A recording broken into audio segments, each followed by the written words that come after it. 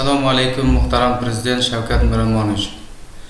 Men Saidov Uyg'un Ashramovich 1971-yil Karmana tumani Talqoq mahallasi Kulollar ko'chasida tug'ilganman. Ota-bobolarimiz azaldan kulolchilik, hunarmandchiligi bilan shug'ullanib keladi. 2009-yil diniy ilk xodim ortidan har xil nohaq ayblovlar va bosimlar bo'lgani sababli Rossiya va Turkiyaga chiqib ketishga majbur bo'lganman.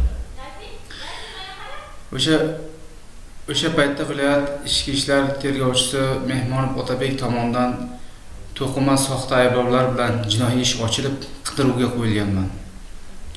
Vaholanki men musofirlikda ham aynan ana shu hunarim ortidan oilam va farzandlarim ta'minotini ko'tardim. Jumladan kulolchilik hunarimni Moskva shahrida rivojlantirib, alohida sex shaklida faoliyatimni ham yo'lga qo'yishga ulgurdim. U yerda tayyorlangan tandirlarimiz zamonaviy turda bo'lib, asosan oliy darajada o'zbek milliy taomlari tayyorlangan restoran va kafelarda ishlatilyapti. Ijtimoiy tarmoqlardan sizning rahbarligingiz boshlanib, mamlakatimizda odilona va oqilona siyosat yuritayotganingiz va undagi insonparvarlik va adolatlilik tamoyillari asosida men kabi adolatsizliklardan bezib, yurtdan tinchlik ishlab chiqib ketgan vatandoshlarimizni yana yurtga qaytarish yo'lidagi harakatingizdan mamnun bo'lib, ishonib vatanga qaytgan edik. Bizni qaytishimizda viloyat hokimligi va viloyat ichki ishlar boshqarmasi mas'ul xodimlari ham telefon orqali so'zlashuvlarimizda tinch yashashimiz kafolatlanishi va bizga nisbatan adolatli bo'lishligi xususida og'zaki tartibda va'dalar berilgan edi.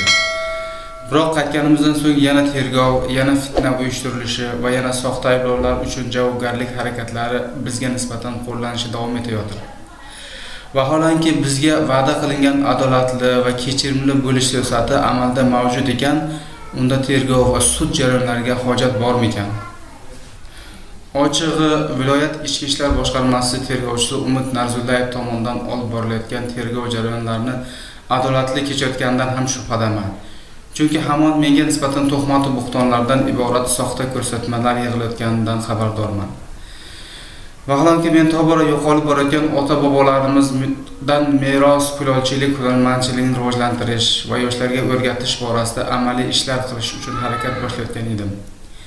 Umr yo'ldoshim esa qishloq xo'jaligida yangilik kiritish maqsadida mebel uchun tayyorlanadigan Yaponiyada o'stirilgan pavloniya daraxtining nihollarini ko'kartirish va biohumus tabiiy o'g'itlarni ishlab chiqarish maqsadida zarur harakatlarni boshlab yuborgan.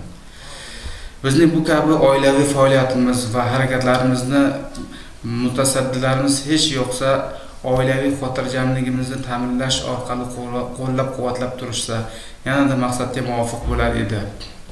Muhtaram prezident, sizdan iltimos yuqoridagi barcha murojaatlarimizdan kelib chiqib, mening oilam va farzandlarimning tinchliklarini kafolatlash va bizga nisbatan adolat qilishda huquqiy amaliy ko'mak berishingizni so'rayman.